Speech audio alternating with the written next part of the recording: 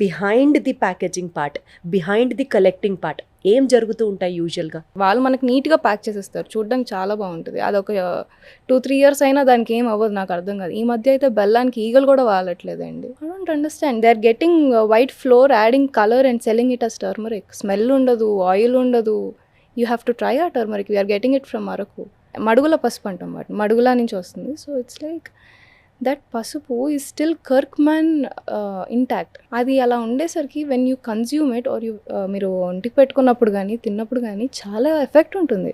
అది ఎక్స్ట్రాక్ట్ చేసేసింది కొనుక్కొని మీరు 1000 రూపాయలు పెట్టుకొనుక్కుంటే ఏంటి, 2000 పెట్టుకొనుక్కుంటే ఏంటి, అది ఎక్స్ట్రాక్ట్ చేసేసినప్పుడు it has to be intact. That's food is medicine కదా at the end of the day. What you consume should help you prevent రోగాలు రాకుండా, ఊరికి ఇబ్బంది పడకుండా, ఇవన్నీ రాకుండా. హార్మోనల్ ఇంబ్యాలెన్స్ ఎందుకు వస్తుంది, ఇన్ఫర్టిలిటీ ఎందుకు వస్తుంది? ఇంతకుముందు లేదు, ఇంతకుముందు జనరేషన్స్లో లేదు.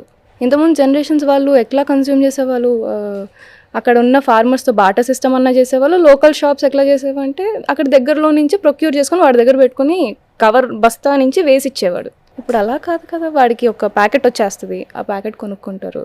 ఆ తర్వాత వాడికి అది ఎక్కడి నుంచి వచ్చిందో ప్రాసెస్ తెలీదు, తినేవాడికి తెలీదు, అమ్మేవాడికి తెలీదు, తినేవాడికి తెలీదు, తయారు చేసేవాడు ఏం చేస్తున్నాడో ఎవరికి తెలియదు. That is the transparency that we want to create. What we are doing will show you.